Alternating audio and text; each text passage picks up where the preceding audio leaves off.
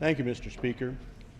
Today's Washington Post has an interesting article about the possibility Congress will jettison the transportation enhancement funding. Best known as providing resources for bike and pedestrian activities, they open the door to a wide range of important benefits. Sadly, the language in the article betrays a lack of understanding on the part of those who would eliminate these important programs.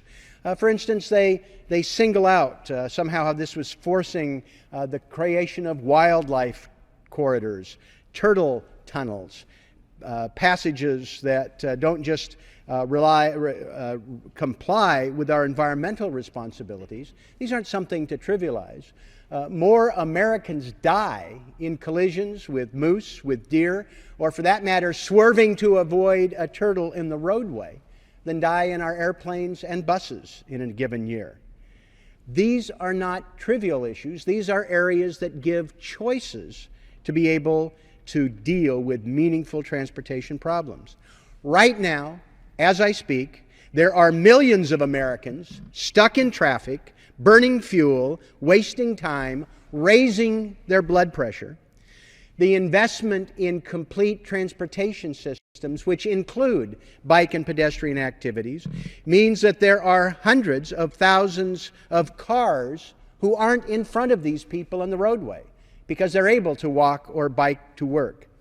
They're not fighting these commuters for a parking space. These programs are about safety. In the communities that enhance bike and pedestrian activity, everyone is safer.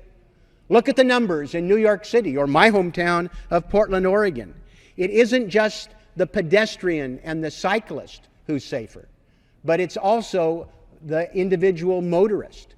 Traffic accident rates for everybody have declined. It gives people transportation choices. More people can let their children walk or bike to school safely on their own because of the Safe Routes to School program, rather than producing another bulge in the early morning commute. Choice also means healthier communities and the people who live in them. It's easier to get gentle exercise, cleaner air, less energy wasted. The costs associated with pollution and obesity are astronomical. This gives values to families. Communities that have balanced transportation programs actually spend less on transportation. The figures for my hometown of Portland, Oregon, is that the average family saves $2,500 a year not being stuck in traffic in a commuting mess. Money that they can spend on health care or books, restaurants, or housing.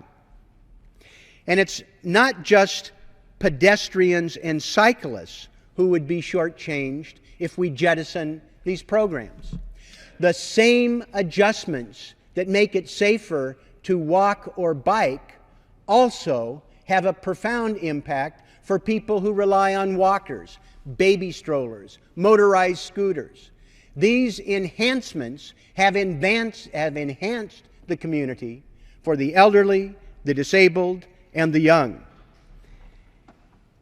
We also, frankly, have a current debate that shows exactly why we need a national policy. It's easy for people to get confused or misled.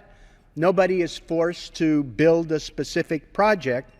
It forces state transportation officials to work harder and think differently.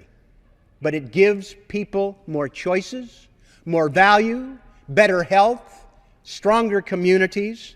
It means that all our communities are more livable and our families are safer, healthier, and more economically secure. The 20-year legacy of the Transportation Enhancement Program is strong. That's why they are the most requested transportation projects that Congress has entertained for the last 20 years. I do hope that we debate it fully and fairly, but in the end, if we do, I'm confident we will retain these important programs, and if anything, we will strengthen them.